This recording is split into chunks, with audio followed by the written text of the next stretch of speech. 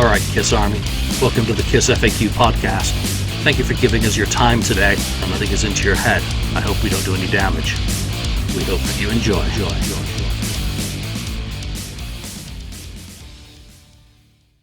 Welcome to episode 378 of the KissFAQ Podcast. I'm your host, Julian Gill. Today I've got Lonnie, St. Louis Kiss, back in the groove, and the voice of reason, who did not win the quiz last week.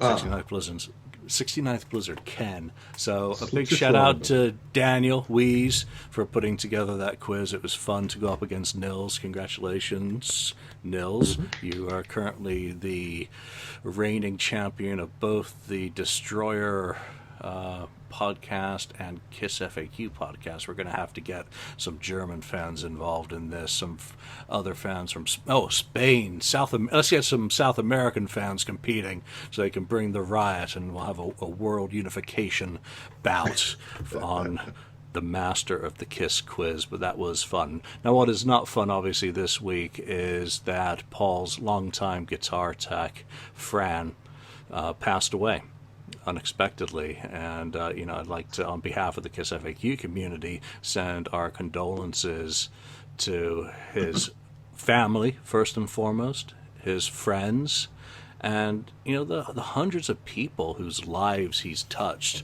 over the years in one way or another. He's been a stalwart of the backstage area, and I've only had a very brief interaction with him in Sacramento during the end of the road tour, and that was when I was backstage as the show was reaching its culmination.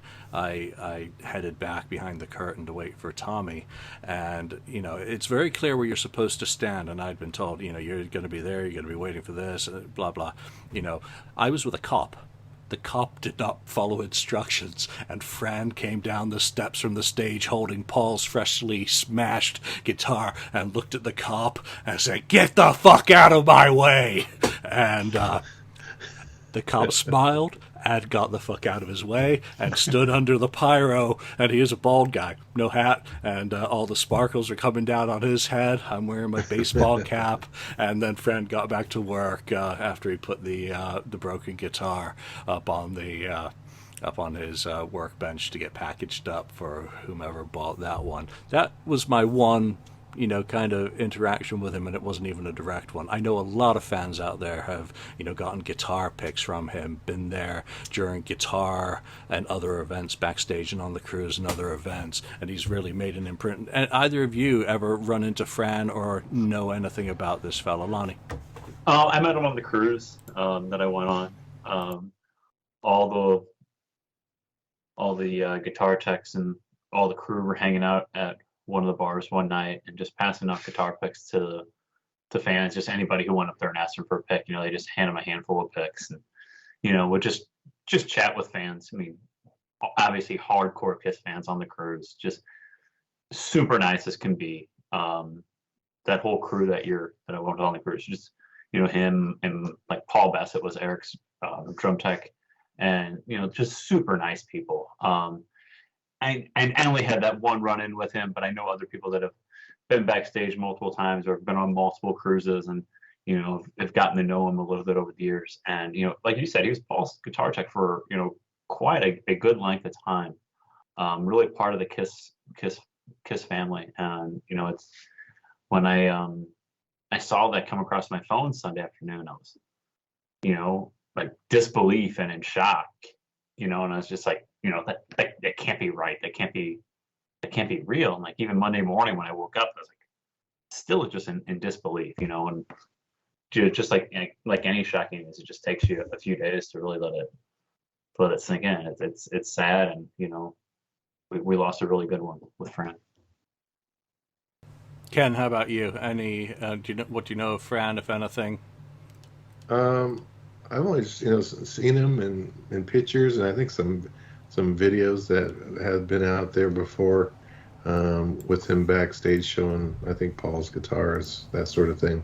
I never had the honor to meet him, but he seemed like a very well-loved guy, and obviously you don't last long, that long in the Kiss world, 20 years, I guess, without being, good at what you do.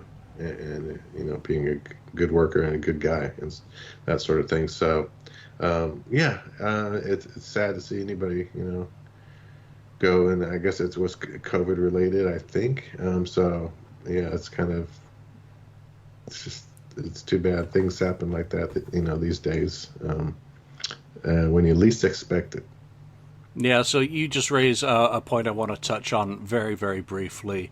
Paul obviously did tweet out, when he was in shock of finding out that Francis had passed away, and did mention COVID. The family has stressed, and Fran's sister has posted that the family is not aware of any cause yet. And to be perfectly honest, none of that really matters.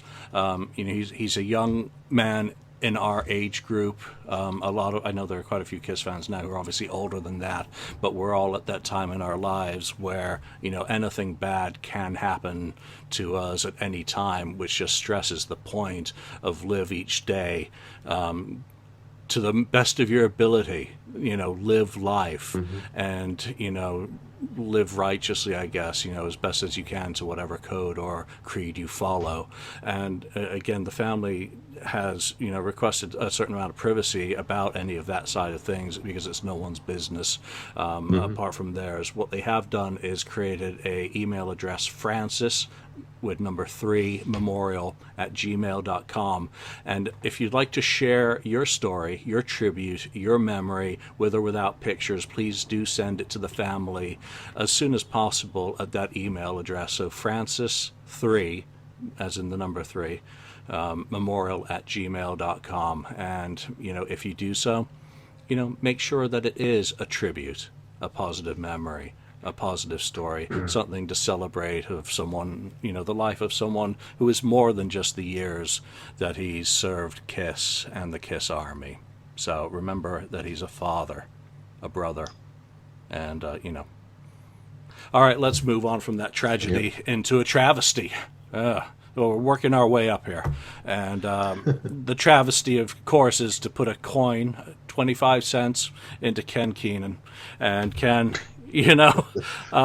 there's been some communications this week from Landmark, who are the people behind the KISS Dubai fiasco, debacle, as I think we can probably call it by this point. They've again made the mistake in some of their communications of blaming not only what happened this weekend with the passing of Fran on delays, but the band, again, the optics continue to get worse and worse. Doc McGee has responded to some people who have emailed, and I'll just say, give Doc time. There is a lot going on in KISS land right now. There is a cruise coming up. There is obviously, to be perfectly honest, what is going on in the background with what occurred with the end of the tour going on. And, there are delays that they are aware of. People who have reached out have made it very clear that the company that sold these packages is not fulfilling what they were supposed to, and they're not communicating in a manner that's professional. So what's your thoughts, Ken? Yeah, it's like it just keeps getting, more magical. Strange, magical as it goes along, as time goes along. I guess because, again, they're not sending any information out to all the people that purchased these packages, though they have responded to this one person who had posted K Mintz on the board about, I guess he questioned about false shipping and of merchandise and so on, and they kind of got testy. Whoever responded to him got a little bit testy in his response, saying, you pre-ordered a documentary film that will be in theaters, as well as 4K music DVD. You were also getting bonus items such as a shirt. The film is not out yet, correct? They can't deliver product before it's in stores. Well, it's is the product even stuck on a boat outside of the port of LA? It's in stores. That's not true, because they were said, and it was always said that we would get the DVD before it was released, in stores, that the people that order these packages would get that. So That's not true. That's a lie. And then all the stuff about terms and conditions you agreed to when you ordered the live pay-per-view, which you did receive, clearly stated that you were pre-ordering the film in 4K concert and so on. It's just And there's so no on and one, so forth yeah, at this juncture.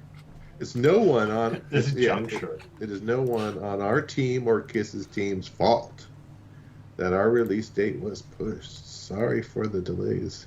It is not in any of our control. Well, I think it is in your control, but whatever. I guess it's out of control at this point. So It just becomes more and more magical. it goes on, and hopefully Doc will, light some fires.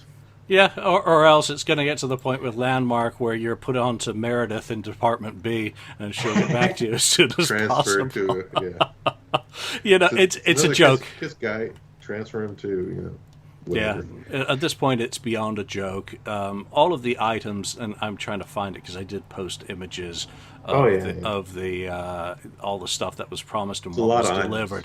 There's a lot of items for the $1,000 package. If you want to refund everyone for all the money above the streaming, I bet it's not going to happen because I checked their address and they're running a dead box, just a forwarding service. So they're not a physical address. I think they're hiding, but we've got the credits listing everyone involved in it, from the stream, at least those of us who've saved it. So it's a mess, but I do want to give Doc. Doc has always been responsive to the fans' needs and their issues. And while the outcome may not always be to your liking, he does a very serious job of working with the band. And it's tarnishing the band's name business-wise, so hopefully that lights a fire. I don't expect Gene or Paul to know what's going on with it. It's a business thing, so I would leave that in the hands of Doc to handle, and hopefully he will get back or get some traction on the action. Traction on the action, I like that. Pretty good, Julian. Yeah. All right, let's get into some board topics today. No quizzes, no nothing, no long thought out shit. Let's see what the FAQ hive mind has been up to this week. Do I want to? Let me wash my hands first. There's a bit of disinfectant. All right, we're going into the cesspool. All right, I picked up a few topics just to start off the discussion. So one by Dr. Borgo, or Borgio. Or Borgio, well, whatever. Stage versus stage. And that poster has decided to pit Hot in the Shade with Larry Leon the Sphinx versus Miss Skeletor. So, Revenge versus Hot in the Shade. Which one of these stage sets, too many S's, should have a lisp, do you prefer, and why? Lonnie, since you're going to give the obvious answer. Since I am going to give the obvious, that I do prefer the Revenge stage. And there's a reason for that. And I've told the story in the show before, how I was supposed to go to a Revenge show with my brother, and I got in trouble with my parents, and my punishment was I couldn't go see the Revenge tour when it rolled through St. Louis on a Friday night, Friday, November 13th, 1992, the day that will live in infamy, that I missed the Revenge tour that I had a ticket for. And I remember my brother coming home, and I'm just like, how, tell me everything, and he told me how, they came out, Statue of Liberty in the background, desert storms going on, for the most part, the country is patriotic. So it was very timely to have the Statue of Liberty behind the band in late 1992. Majority of the country is on board with very, very patriotic type of feeling in the country. And then tells me, like, during War Machine, the face of the Statue of Liberty crumbles, and the skull and the eyes, and the torch goes in the middle finger, and he's like, Lonnie, it was unbelievable. You wouldn't have believed how cool it was. And I was just like, oh my gosh, and then when Alive 3 came out, and all I could have was just the thoughts in my head about it. And then Alive 3 came out, and I could see like pictures of it on the album cover. And then when Confidential came out, I could actually see it. And it's always stuck in my head. Don't get me wrong, the Hot in the Shade is really cool. And then the first time I saw a concert of Hot in the Shade, and them singing God of Thunder, and then they come out for the encore with the Kiss logo rises, and that's really cool too. But for me, it's just Revenge, because it was always like for a longest time until I saw Confidential, it was just like a fairy tale and like folklore almost. My brother describing me what happened to the show, and it's always stuck with me. So sorry, it's definitely Revenge for me. Okay, it's okay to be wrong. Ken. Wow. God, I've missed doing this show. Yeah, I saw that, and I was thinking, I was like, yeah, they're both pretty good stages. But I have to go with Hot in the Shade. It met with the theme of the cover and all that stuff, but I really thought it was very cool where they, came out of the mouth of the Sphinx, and the laser lights coming up behind them. They had a great laser show. They did have that water running through pipes or whatever stuff going on. It was just a real cool stage show. They're both really good. I think the thing that with the Revenge one was cool, the Statue of Liberty, I love that. And then, the exposing the kind of like Terminator, robotic kind of thing, which is cool. But the one thing I didn't like is when it flipped off the crowd. I thought that was kind of I was like, why did they do that? Why didn't they do the Gene Simmons kind of thing, or just the horns or something like that? That would have been better instead of the middle finger. Because that's more digits, so that would have tripled the budget for the hand. That's true. It was easier just to put one finger up. Because it kind of, when I saw that, I was like, oh, yeah, okay, I can see it's more of like a flip to critics and other people that kind of didn't believe in Kiss or whatever. Or flip to other musicians or something. It kind of made me think back to Unmasked, with the I still say they stink kind of thing, which kind of always rubbed me the wrong way. It's like, why are they doing that? But you're all fans right there, and it's giving the middle finger kind of thing. It's like, maybe that's not so good. So anyway, I just think that the stage and the laser lights and everything that was going on, even it, the Sphinx sang as part of God of Thunder, and then the eyes and the lights coming out, the eyes moved and everything. So it was very, very cool stage. But Revenge was no slouch. That was a good one too. But I thought Hot in the Shade worked a little bit better for me. Yes, I have to be the tiebreaker, and it's really tough because I love the Revenge stage. I think today's woke crowd would not like having the finger flipped at them, but Yeah, woke. But I like the desolate, kind of the destroyed cityscape. It's more reminiscent of Destroyer, with True. the Revenge. I don't see a lot of purpose and reason behind the Statue of Liberty kind of thing and tying in with Revenge. So to me that makes less sense than the Sphinx does in Hot in the Shade. And you've listed all the elements. I mean, come on, an interactive Leon whose mouth they come out of at the beginning of the show, and then has lasers strafing the crowd. And they don't do any of that with the skeleton, do they? The head doesn't move.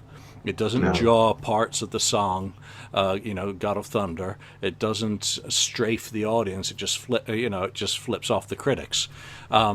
Which is cool. The message is there. Kiss my ass. Kind of they're flailing. They put out their best album in probably a decade at that point, and the guys in flannel shirts are, getting all the attention by that point. So I'm going to go with Hot in the Shade, but it is a tight decision on that. I almost want to chicken out and say I can't pick between them. In the minority. Well, it's going to have to be a toy, because Lonnie's absolutely right about that. I remember, I'd broken my kneecap, so I was hobbled up. In bed when Alive 3 came out. My mum came down to university, and the first thing I did was send her out to W.H. Smith's to pick up Kiss Alive 3. She's like, "Really? That's what you want me to do?" I came down like my here. mom. So she did, got me the cassette, and I remember just, wow, because I wasn't buying many magazines at that point. I'd only found out about it pretty much because I was laid up. So impressive stage, and more so, it impressed me more actually at the time than Leon. It's only with the videos that have come out in recent years, really, that where you get to see the full interactiveness of the Hot in the Shade tour that swings me that way. All right, either of you have a topic that you want to jump on?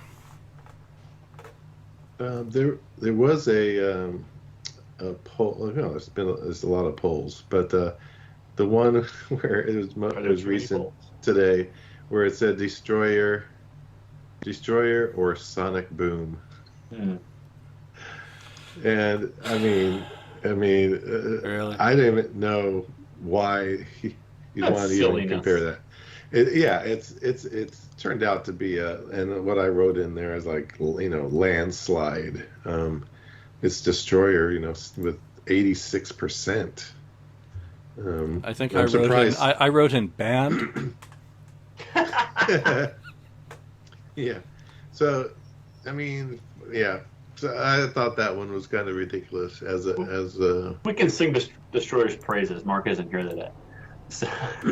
Yeah, I mean, come on, the Destroyer with all the classic songs. It's pretty much the band thinks of it as their, greatest achievement, pretty much. And you have all, there's the songs like Detroit Rock City and Shout It Out Loud and Beth and so, King of the Nighttime World. It goes on, Flaming Youth. I mean, and Do You Love Me? Right, Sweet Pain, which they still do concert. Yeah, so Sweet Pain, I love Sweet Pain. People don't like that, but I think that's underrated in my opinion. But yeah, I mean it's just a really solid, well written song and recorded, album. Yeah, Sonic Boom it was an attempt to go back to the 70s or 80s. It sounds more 80s to me actually, but it was a good attempt. It's a decent album. But it's not Destroyer level. No, and Hey Man does frame it, with some claim it Destroyers in the Kiss album because of what Bob Ezrin did to the band, the music, and the production, or Sonic Boom, which some claim is a return to classic Kiss sound. So he did at least try to frame it somewhat intelligently, as idiotic as the question may be. Lonnie?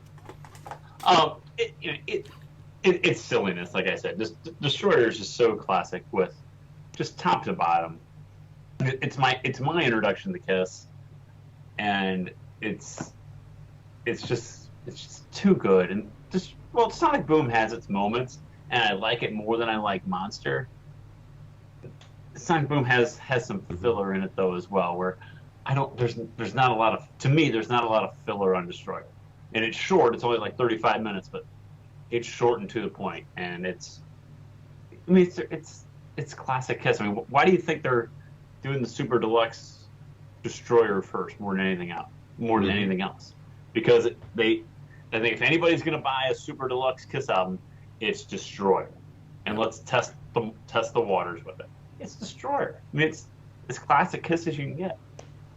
Yeah, they're not going to put out a Super Deluxe Sonic Boom as the first. No, I don't think they're going to test the waters with that. Yeah.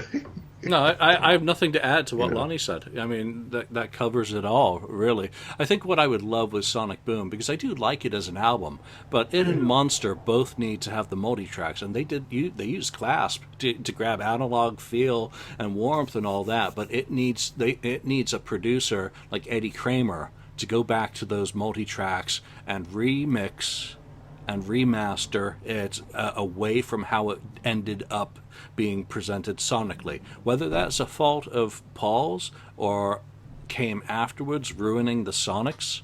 To have an album called Sonic Boom with sonics that are so bad, I mean, it's like a sonic wet fart. It's just not right. So I would actually love both of those to have like anniversary editions done, where Eddie Kramer comes in and says, "Okay, now we're gonna, now we get rough." And take off some of the shine and the edge and make it more rock and roll overish. And I think both of those, it would allow the songs, which are excellent on both, and performances to shine much more. So, Destroyer, by far, no question. All right, Lonnie, you got a topic? Yeah, I enjoyed this one the other day. What would be a bigger tour in 1996? Kiss or Van Halen with Roth? I mean, we all remember the 1996 MTV Video Music Awards when David Lee Roth came out with the band, and it was like, oh my gosh, they had the Best of Van Halen came out with like 2 songs on it with David Lee Roth, and like, well, is this going to happen? Is this going to happen? And it kind of felt like the Kiss reunion on the Grammys when they came out on the MTV Video Music Awards. Well, here we are, the 4 of us. It felt imminent that a Van Halen reunion tour was coming, and it just never did. So I thought that was a very interesting question of which would have been as big as Kiss was in 1996. Van Halen was always more radio friendly and more widely popular. Which would have been bigger in 1996? The Kiss tour, which we know how big that was, or an original Van Halen reunion tour with all 4 of them. But to me, and I guess it's a homer pick, the Kiss reunion tour just had so much mystique about it, and so much. There was so much legend to the Kiss show and the makeup and everything to go along with it, that it just got the casual fan, or not even the fan at all, to be piqued their interest enough that I want to check that out, because I've heard all my life, or I've heard for the last 15 years about the Kiss show, and I need to experience that at least this one time. So to me, it's still Kiss, but the Van Halen reunion tour is interesting with all 4 original members in 1996, what that would have been like. What do you guys think? I think Kiss has been gone 17 years. Van Halen had been gone, 12, 84? 84 was end of 84. Yeah. And in the interim, David Lee Roth had a it started off vastly successful, solo career with Eat 'Em and Smile, and then Skyscraper, followed up pretty strongly, and then he kind of started dropping off with Lil Ain't Enough, and I can't remember the one that came after that. So Van Halen then also maintained its popularity and actually gone even further with, Sammy. I think they had number 1s with Sammy for OU812 and Unlawful Carnal. And then Balance had been strong enough I saw them sold out in St. Louis in 95 with Balance. In 1995, I saw them sold out in St. Louis on the Balance tour. Yeah. So it's not like their popularity had waned. No, it was starting to drop without a doubt, and they'd reached that point, but they had stayed very visible. Kiss had been down in the doldrums for a great, part of that, the interim, 80 to 83, basically, they were invisible in the United States. And then afterwards, they were down there on the bottom rung, nowhere near what Van Halen was doing with either Hagar or with Dave towards the end of his tenure with the band. But I think also Ace and Peter didn't do much visible, with their solo careers. They had some albums. Ace started out okay, but come on, Frehley's Comet was middling at best. Didn't even go gold. So on that level, there was an absence. And I think the key factor that makes Kiss the clear winner in this is that a lot of fans at the late 70s who had grown up by 1996 were children with a skewed vision of what Kiss had been back then. and even the older ones, the Paul Lynde Halloween Special crew who came on board there, and even the originals crew pre-Alive or pre-Destroyer. It was really magnified with the length of time that had passed and how big KISS was at the end. So I think no matter what, KISS was going to win it because they were bringing back, as Lonnie said, and I've just been very long-winded getting to, something mythical. So, Ken. Yeah, I pretty much agree with both you guys.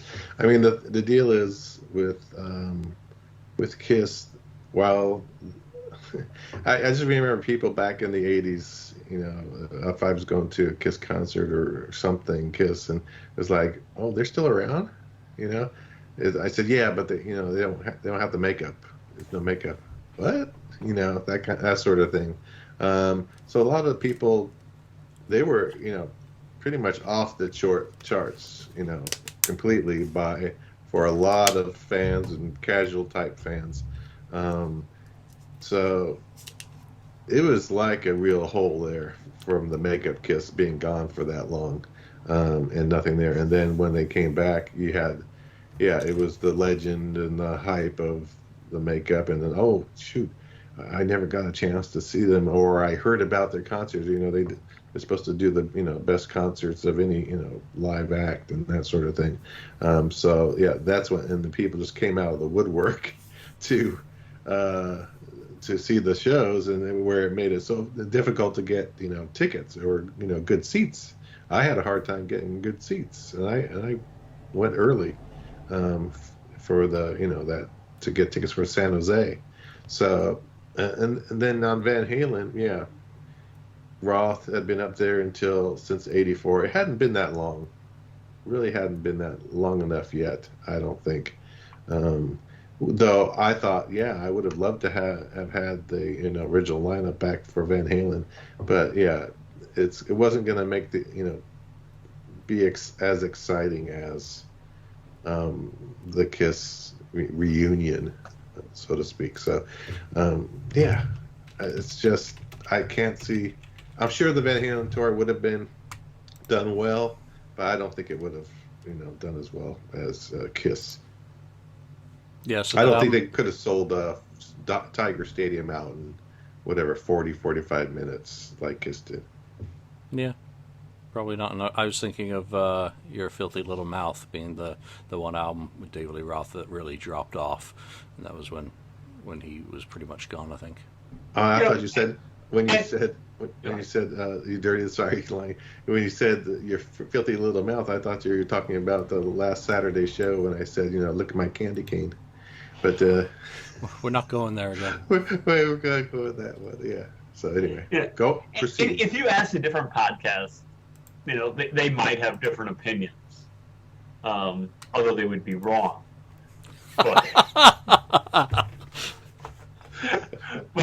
I think we are correct that a KISS reunion tour, because like you said, Julian, and I'd forgotten about that I saw Van Halen sold out in St. Louis. In 1995 they did the Balance tour and they came through here, and I saw it sold out. They never waned in popularity.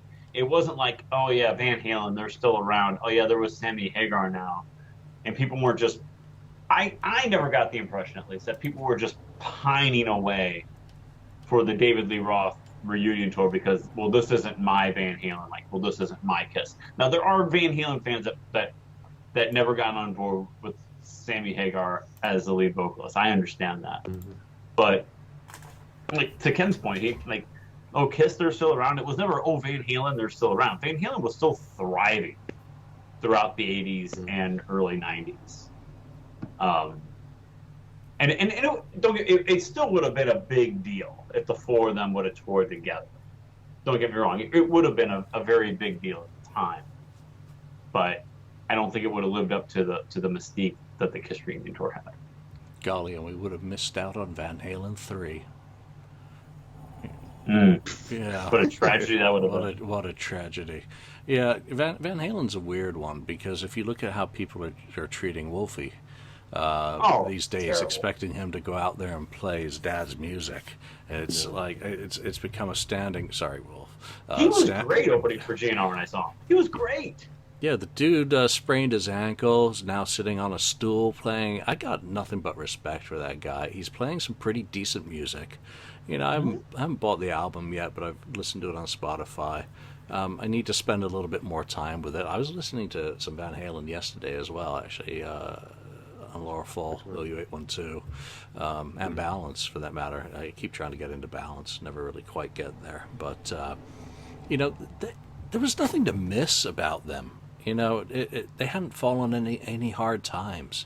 So, and then again, the last point I want to make on this, and we'll move on to another topic, is, you know, when Kiss kind of left the public consciousness was mass hysteria in Australia and lesser hysteria in Europe, and in the United States, it would have been the Tom Snyder, you know, Halloween thing, which would have been the lasting memory for a lot of people before they kind of dropped off the radar. Van Halen, as Lonnie said, you know, was still there, selling out in St. Louis and plenty of other markets. Plenty of other places, yeah. Yeah, with Sammy. So, okay, that was a interesting one. I've got one, and it's another poll, which is favorite Hot in the Shade video poll. Since Hot in the Shade won the, since Ken and I deliberately hurt Lonnie's feelings earlier about the stage shows. Lonnie, which is your favorite of the three Hot in the Shade videos? And you're not allowed to say, I hope they all lose. None of them. Unholy. No winners. No one wins. It's not forever is boring. It's a boring video. Just black and white guys sitting on. But it's emotionally tense.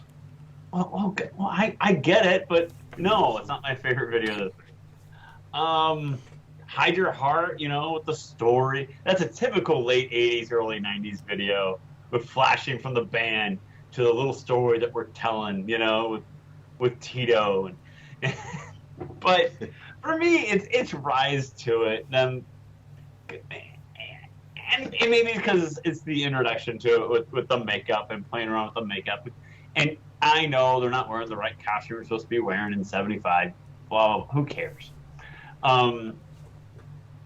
It was still cool to see Gene Simmons and Paul Stanley in makeup at the beginning of the video. And the video itself after this is decent too. I'm going Rise to It as my favorite Hot in the Shade video, and I'm voting for it as we speak. And I'm not winning the poll. It's Forever is winning the poll. Damn it. I'll have to go into the database and fix that shit. Yeah, I'll have to create a couple FAQ burner accounts so I can skew these results, I guess. But why not? Julian will ban them. Yeah. But, so what do you guys think? I think Rise Your Heart. James, that's for you. Yes. No, Rise to It, without a doubt. Yeah. I love the first version, which is the black and white one, just because I like how they go, you know, from the color of 75 backstage with the makeup. Yeah, it's all wrong and everything, but I like the sentiment that they're trying to portray. But I like the black and white concert sequence more than the color one, and some of the girls who were cut out of it, they're probably too well known or something, who knows. So I like that version better. Hide Your Heart, I mean, it's just so West Side Story, and I like the part with Gene closing the ambulance or the coroner doors at the end, but that's really about it. That's the best part, I think. It's the end. Yeah. You know, I don't like the intro preachiness of every year in Los Angeles, 40,000. Yeah, you know, I live in California now, so I just don't need to be reminded. You live in St. Louis. You know, Not much better. do we need any reminders about crime? No. So Tito, Johnny. Yep. Forget about it. I just want a fun, dumb video like Rise to It. Ken. Yeah. Well, I'm gonna have to go against you guys. Wow. It's okay for you to be wrong as well. Right, That's man. true. What are you going with? You going with guys on bar stools? What are you going I'll with? be wrong. I'll be wrong and choose Forever. I just like the laid back part, you know, feel of the whole video. I like the way it was shot. I really think it's a fantastic. He says black and white. It's kind of what was that, sepia? Or, Sepia, yeah. Yeah, kind of tone to it. And I really thought that was cool. It looked like they're enjoying, doing the song. You get to see Eric Carr, you get to see everyone doing the thing, and Bruce's guitar solo, of course, and everything. So it's all just about Kiss in a room playing a song, and of course Paul Stanley was he the only one standing, right? Yeah, wasn't he wearing cowboy boots and a cowboy I think hat? he had cowboy boots. He was like Bret Michaels meets Tom Kiefer. Yeah, he's following the trend there of style, trendy. I think, a little trendy. But I just it's a good song, of course. But Beautiful song. I just like that video. I just like the way it was shot.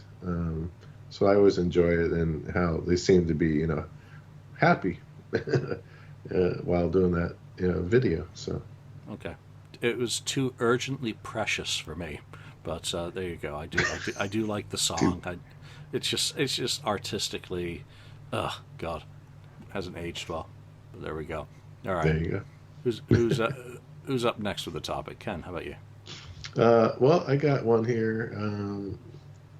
The Kiss albums of the 80s ranked. So how would you rank the Kiss 80s albums? And it starts with, of course, Unmasked is 80, is part of the 80s. So just keep that in mind. Sometimes we forget that it's almost feels like a 70s, but it's an 80s album. So out of all the, what would you rank from top to bottom? Lonnie, what do you think? Oh, this is snap. So on pen. third, I'll tell you what. I'll do mine first. This is how I rank the 80s albums. Here we go. I'm gonna put number 1 as Lick It Up. I'm gonna put number 2 as this is a tough one here. You're already Ken. do you need a pen and paper as well? Yeah, I don't need a pen and paper. I can do it here. Number 2, I'm gonna go with Creatures as number 2. I'll put Unmasked as 3. What? No, actually, wait a minute. I'm gonna put. Let me think about that again. I'll put Unmasked as 3. I'll put Elder as 4. That's the way I like him. And then I'll put Asylum as 5. I'll put Animalize as 6. And this is a tough one. And then Crazy Nights is 7, and Hits at the bottom 8. So that's my ranking. I know you're not going to like the way. Okay, all right. So give us the fast recap of that. Oh God! Ready? You can't do it again, can you? You can't do the same Look thing it up, twice. Creatures. It was Look It Up, Creatures. The All Elder, right, creatures Asylum, good. Hot in the Shade, not so good. All right, Lonnie, how about you? All right. So 1 is Creatures. It's not Look It Up. It's Creatures. Come on, Ken. You're better than that. 2 is Look It Up. That's why I chose to Look It Up. 2 is Look It Up. Okay. 3 is Asylum. 4 is Unmasked. Then Animalize.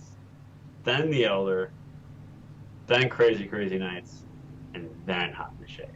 Okay. We agree with our bottom is the same. Right. Crazy Nights and Hot in the Shade. All right, I probably should have gotten a piece of paper while I was See, mocking both of you. You're making fun of me. It's a pen and paper.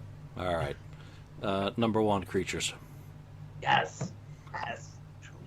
Lonnie is definitely the voice of reason right now. Number 2, Asylum. Wow. I knew you were going to make it high. I'm surprised you didn't make that 1, by the way. But. Not stupid. Number 3, Lick It Up. Number 4, Crazy Nights. Oh wow. Skewing the pole. Number 5, Elder, number 6. Unmasked, number 7. Hot in the Shade, number 8. Animalize. Animalize at the bottom Animalize at the because of Gene. Yeah. And I'll give you that. also because of Mark, and what his restraints, that it's not an honest representation of Mark because half of his stuff got erased and redone because it was too unlike Kiss. So as an album, it's just way too patchy. Hot in the Shade's down there as well because it's really, so hit and miss, and the production's just, not so good. Unmasked, I do not get Unmasked. It's just way too poppy, AOR-ish. That's the only problem. Yeah, too poppy. And without the strength of the strong songs that were on Dynasty, it had just taken that one step to the left too much in terms of the production value of attempting commercial accessibility, and just polished off a little too much ass hair. So Fair enough. That's a interesting way of putting it. All right. I've got one that leads on directly from that, actually, and that is the poll for Unmasked or Revenge. What is wrong with you people? Richard Simmons. Yeah, he lives in town. I think we need to have a drink. What the fuck?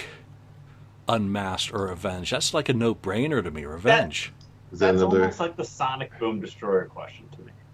Now, again, like the earlier one, context is everything. I say that when I ban people. These two records get a lot of praise on the FAQ, and many say they're overrated as well. Personally, for me, they're in my middle ground ranking. I think that's, would probably apply to me if I did a ranking of all the Kiss studio albums right now. Sure. And he says he's got Unmasked at number 14, and Revenge is not far behind that at number 16. So they're actually much closer to him in where he ranks the albums. So, Lonnie, which one of these do you like more, Unmasked or Revenge? Maybe in the minority. Again, to me, it's in comparison to the Sonic Boom Destroyer question. I mean, I can't believe that you could compare one to the other. Revenge sounds so great.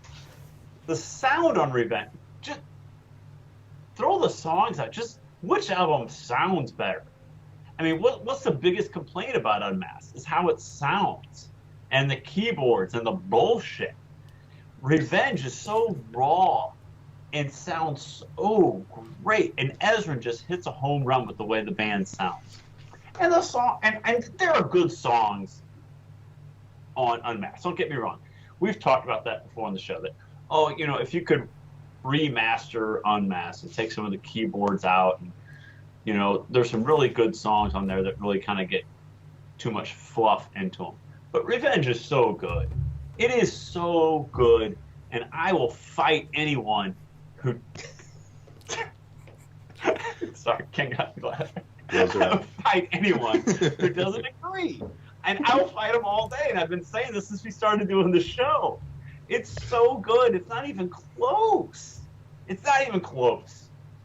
I mean, You're All That I Want. Really? Is that really better than I Just Wanna? I mean, are you serious right now?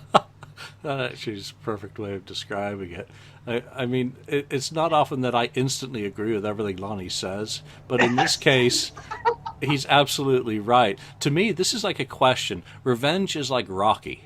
Rocky's down on the canvas, and they're picking themselves back up. And Unmasked is like Drago. Everything that's evil in the world.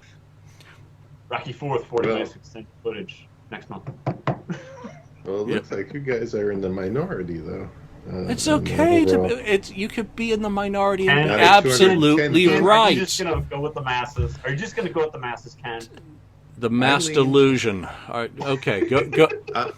I'm leaning towards Unmasked. Come on. Oh, for fuck's sake. I've taught you nothing on this show. Because of... Why do you hate Freedom and Rocky? I don't. Yeah, why do you hate Rocky, Ken? I like Mr. T. Anyway, That's Rocky 3. That's a whole other discussion. I pity the fool.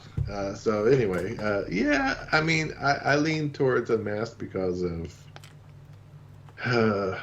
some of the songs on there, like Tomorrow and Naked City, which I love. Is That You's pretty good, even though they didn't write it. It has a lot of good, Ace stuff on it, and a lot of good guitar solos. Really, really good. I know, yeah. Bruce Kulick has great guitar solos on Revenge. I have to say that. But I think it's something with it's still lots of times the makeup era kind of, I don't know what it is. It trumps the non-makeup kind of era stuff to a degree. I think that's just a tendency for old fans who started with the band with the makeup. But yeah, I just give it a slight edge. Just a slight edge. If it was produced right and not so poppy, it would have been super, really great. So Ken's wrong about the Hot to Shade video and the Revenge versus Unmasked. Just if you're keeping score at home.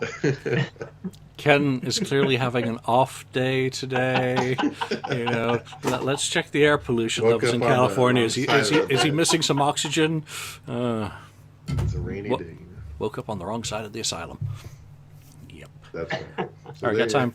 We got time it. for a couple more. Okay. Lonnie, you got one? One right now.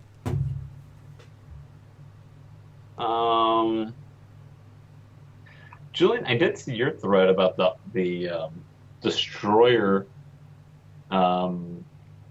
CD Japan. That's pretty cool.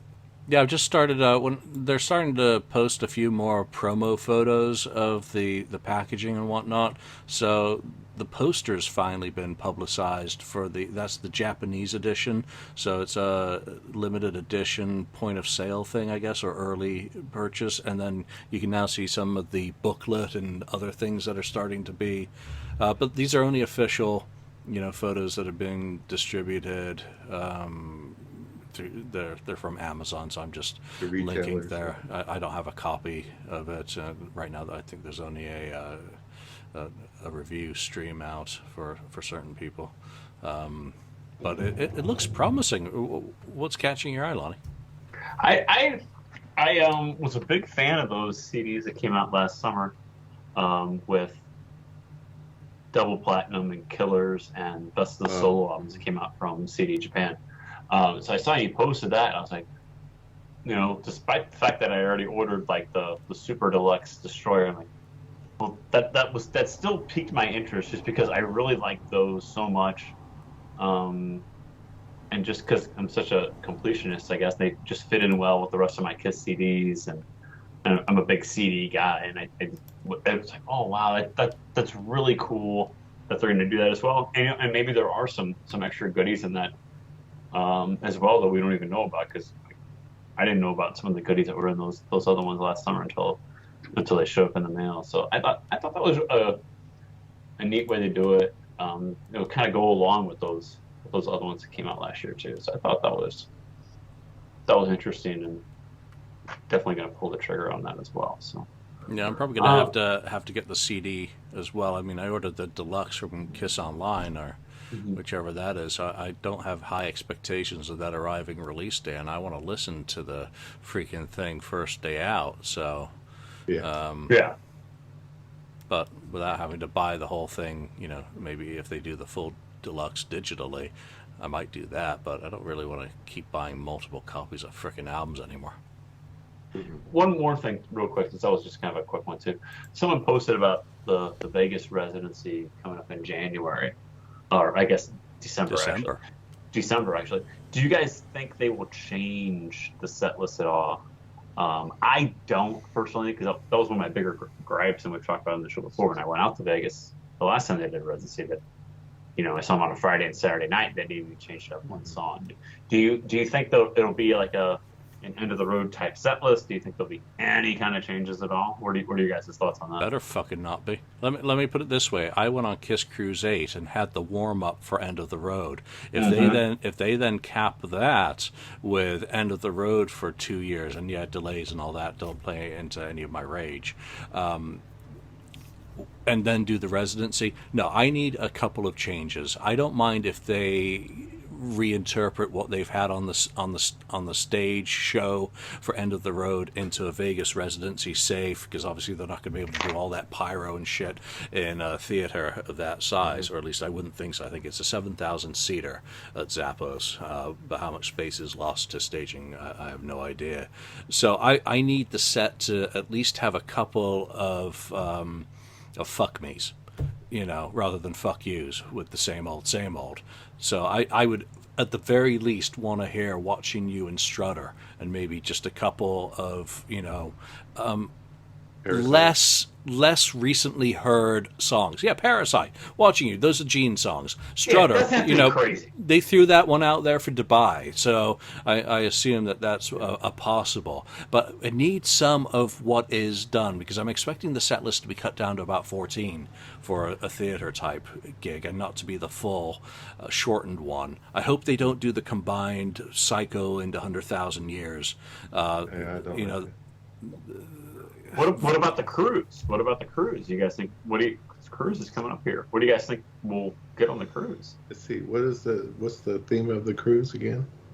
Psycho Circus. Well, I think you may get Raise Your Glasses. Additional Psycho Circus songs, maybe. In Your Face. I would like. Julian's funny. Yeah, In Your Face. I don't know. It's possible. I don't know how many songs they would pull out of that album. I mean, I'd love to hear Journey of 1,000 Years. No chance. You wanted the... Yeah, you won't get it. No, not again. No Within, ever. Again. No. What do you want, Julian? You wanted the best. Come on. That's awful. Come on. It's fun. It'll Raise be Your fun. Glasses. I don't think No Paul songs.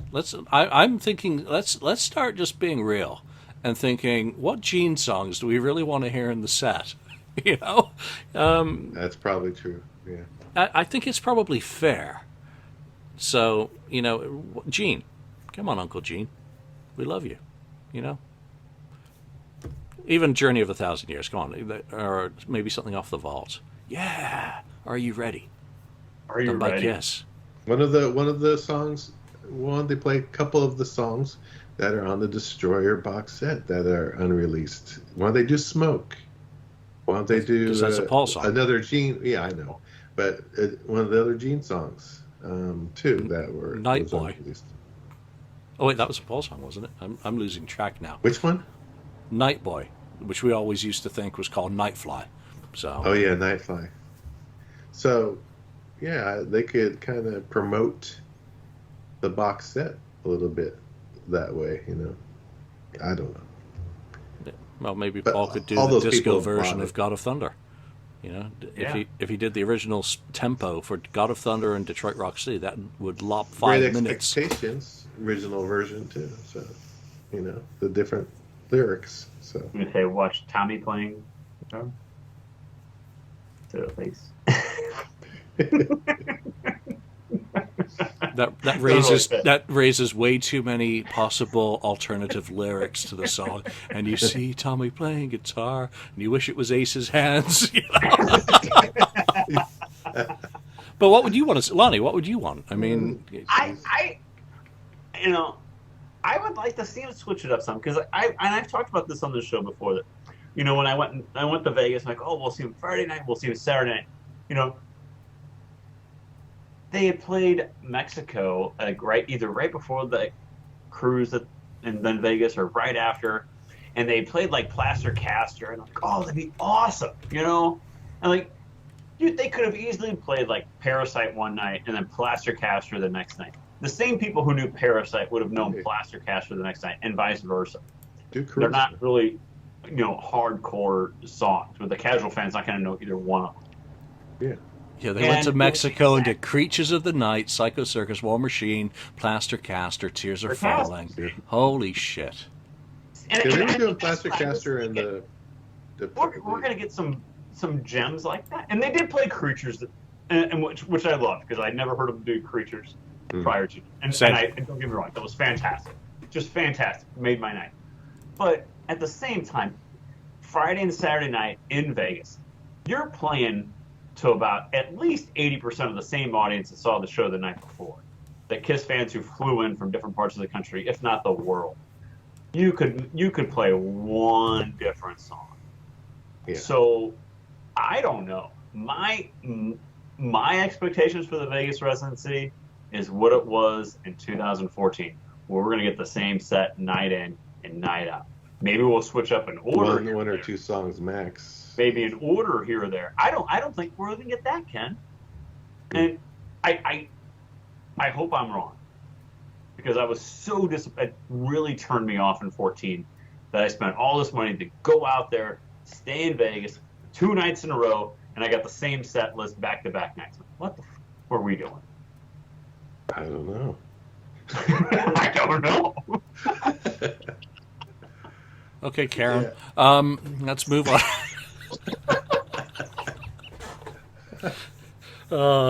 I'm sorry. That was uncool. I apologize deeply. Ken. What? What's the question? What was your disagreement that we might get 1 or 2 songs? What do you think we're going to get in Vegas? What do you think we get in the cruise? I think they may just switch a song here and there. Maybe one a night. You know, they may have Cold Gin in there one night. The next night you may have Strutter. And then the next night you may have go back to or go do Parasite or whatever. Slight changes. I would love them to pull out Christine 16. Actually, I think that would be a good one, since said probably Gene should sing. That's another one that it's a hit. You know, it's a hit, so why not play it? You know, so they can do it. I think they might, but I don't know how many different things they got programmed in their computers for all that stuff. Yeah, I hope it's just, Lonnie's point about going to 2 nights and getting the same, that's just like McDonald's. And maybe that's what we are. That would bum me out as well. Completely. That's why I went to the first night in 2014, because I figured the likelihood of things changing after that first performance was going to be pretty high. I got all my itches scratched that night, because I got Creatures of the Night, which I believe was for the first time for me, and Tears Are Falling, which I was really happy about, and Let Me Go Rock and Roll. I didn't get Deuced that night. Damn it, Gene. That's your favorite? Yeah, but the other stuff, that was a really good set, actually, for me. But only going to the one night, I didn't have the disappointment of going to the second show and then getting the same thing, repeated. And, that like was... Lonnie did? Yeah, that kind of bummed me out on the cruise as well. My wife sat down in the middle of the set. She was so pissed. Just go back to the hotel room. I'm not gambling and spending your money. Go play gambling. Yeah, do some gambling. But I hope they don't do that on the cruise either, because 2018, again, they did the rehearsal set list. I think they flipped songs around in order, and that was the only difference. I don't remember, because I'd been thrown out by that point of the second show. So that was just what I was... Photographic pass, first 3 songs only, and that's the law, and goddamn guy was going to stick to it. So, damn it. It's not like I was taking up much space. Jesus. Yeah, there we go. Come to Vegas. First night, I'll be there. I'm not planning anything. I'm flying in, going to have dinner, go catch a show, go to sleep, and go fly home, So I'm not there to party. I'm there to rock and roll all night. Well, part of the night. Anyway. Now you get a good rest. Yeah, and then have some Metamucil and Ovaltine and, go rest the old bones. Hey, great topics, guys. I like what you brought in. So that's all on the FAQ this week. Obviously, we mock, we cajole. I don't think we committed any bannable offenses, except for me, perhaps. But, Next week may be a Halloween-inspired show, though, right? Is Halloween coming up? Oh, shit. Ken's going to paint his face. I don't know. I do have Gene Simmons' mask. I still have the makeup kit, and I'm too chicken shit to do it. So, mainly because, well, I'll end up looking like what's that band that has that following of people who Insane Clown Posse? Yeah, Juggalo. I'll end up looking like a Juggalo. The Blue neighbor Man kids Group, expect you me to just paint my call it face blue. and dress up every year. Yeah. I'll probably have to do that. All right, so there we are. What do you think of these topics? What would you vote? Let us know your choices in the comments wherever you do happen to watch or listen to this. And do remember that we're all wrong occasionally, sometimes at the same time. All right, even Ken. Yeah, as he's proven today. Amazingly. There we go. All right, so from Ken, Lonnie, and myself, thanks for joining us. We'll see you next time. Thank you for spending time listening to the KissFAQ podcast today. All sales are final. There are no refunds. If you'd like, look us up on Facebook or come over to the KissFAQ message board and discuss the topic we've broadcast today. Don't forget to rate us on iTunes, Spreaker, or wherever you've listened to the show. We hope you'll join us again.